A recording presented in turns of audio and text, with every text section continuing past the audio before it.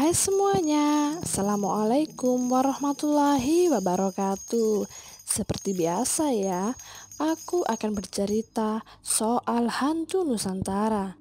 Tapi, buat kalian yang belum subscribe, subscribe dulu ya, biar gak ketinggalan update video aku setiap harinya. Terima kasih. Jogja, kota yang indah dan selalu romantis. Di sini dikenal sebagai negerinya para pelajar. Karena itu, Jogja biasa disebut juga dengan kota pelajar.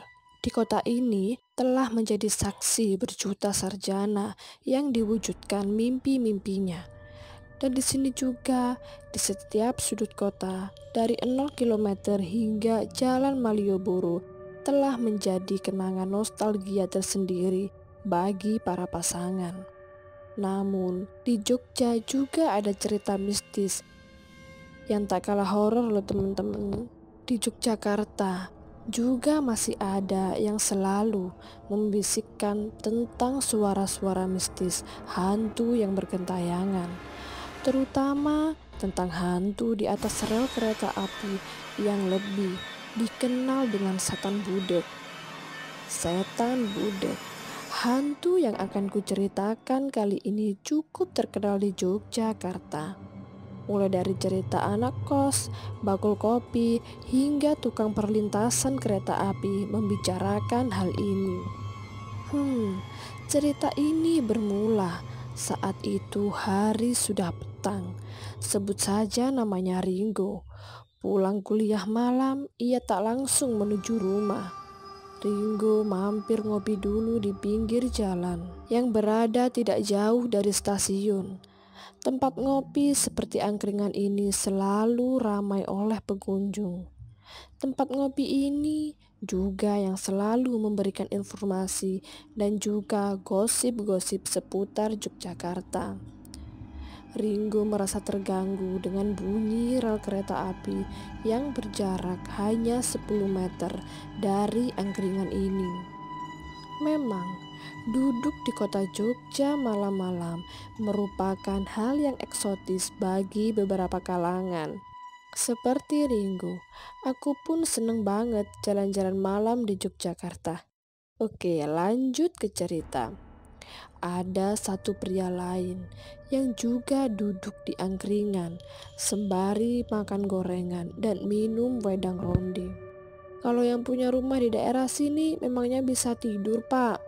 Ucap Ringo membuka obrolan.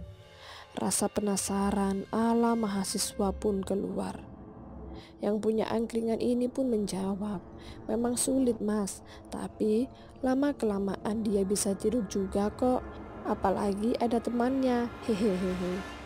Nggak bakal digubris deh rame sepur kayak gini, sambil ketawa ketiwi kecil. Oh iya, katanya bahwa perlintasan kereta api ini adalah kawasan peminta kurban. Hampir setiap tahun ada kurban. Tak hanya warga asli Jogja, tapi juga para pendatang tahu akan hal itu. Menurut penuturan penjualan angkringan, dari tahun 2007 hingga sekarang selalu ada saja kurban kecelakaan di setiap tahunnya. Banyak cerita bertebaran. Menurut banyak orang, tempat itu ditunggu oleh makhluk astral yang terkenal dengan sebutan setan budek alias hantu tuli kalau disebut dalam bahasa Indonesia. Nama tersebut disematkan pada hantu ini karena dipercaya bisa membuat orang tuli dan tidak bisa mendengar laju kereta api dan klaksonnya. Klakson kereta selalu dibunyikan saat melintasi daerah tersebut. Namun, kecelakaan sering terjadi karena para korban tidak mendengarnya. Sebut saja namanya Paijo. Ia meninggal tertabrak kereta saat melintasi rel tersebut. Hal-hal mistis pun sering terjadi di sini. Setan budek bisa menyamar menjadi wanita cantik jelita dengan bodi semlohai dan lengkap dengan semongko yang jihui. Dia biasa minta diantar untuk pulang. Saat itu, Ia naik becak dan berhenti di depan perlintasan kereta tersebut. Gadis cantik itu pun berjalan santai melewati perlintasan kereta. Namun, dari sisi lain, melaju kereta dari arah barat.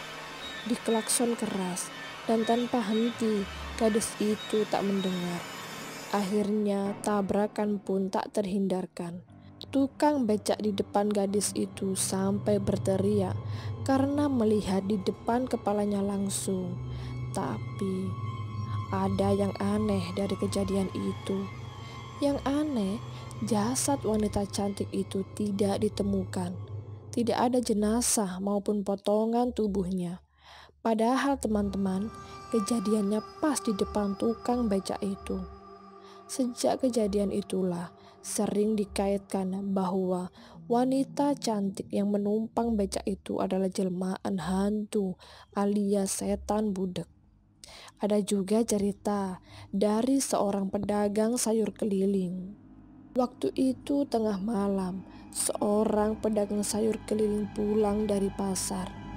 Saat itu, pedagang sayur tidak tahu kalau wanita cantik itu menghentikan dagangannya tepat di jalur perlintasan kereta api. Dia tidak sadar, dia menginjakkan kakinya di tengah perlintasan. Saat wanita itu sibuk memilih sayur, bersamaan lewat pedagang sayur lainnya berhenti di situ. Dia langsung mendorong pedagang sayur itu. 5 detik kemudian, setelah pedagang sayur itu lolos dari perlintasan kereta api itu, karena kereta pun lewat dengan kencangnya. Untung saja pedagang sayur tadi tidak jadi korbannya. Cerita itu akhirnya menjadi perbincangan hebat di kawasan pasar sayur di dekat perlintasan tersebut.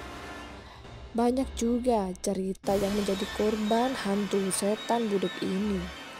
Dari tukang becak sampai korban yang memiliki masalah hidup seperti hamil di luar nikah, putus cinta, hingga terlilit hutang yang memilih mengakhiri hidupnya di perlintasan kereta api tersebut. Katanya, hantu setan budek ini sebenarnya adalah arwah-arwah orang yang tewas di seputaran rel kereta api tersebut. Mungkin ada juga dari mereka yang meninggal saat pengerjaan rel kereta api tersebut. Digambarkan perawakan dari hantu setan budek ini. Tinggi besar, berkulit hitam, dan berjalan pincang, menampakkan diri saat malam datang. Pedagang angkringan pun turut juga menuturkan cara manual menjumpai berbagai penampakan. Katanya, lewatlah situ tengah malam. Ringo sempat berpikir lama tentang hantu setan budek ini. Akhirnya, Ringo memilih membayar camilan yang dimakannya dan beranjak pulang.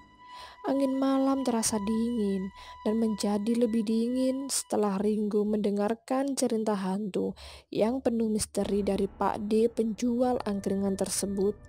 Ketika hendak pulang dari angkringan itu, Pak D menasihati Ringo agar giat belajar dan tidak sering keluyuran malam. Ringo pun pulang diiringi rasa takutnya karena cerita hantu setan budek itu. Mengerikan ya teman-teman. Oh iya, ceritanya sampai di sini dulu ya. Sampai jumpa di cerita seru selanjutnya.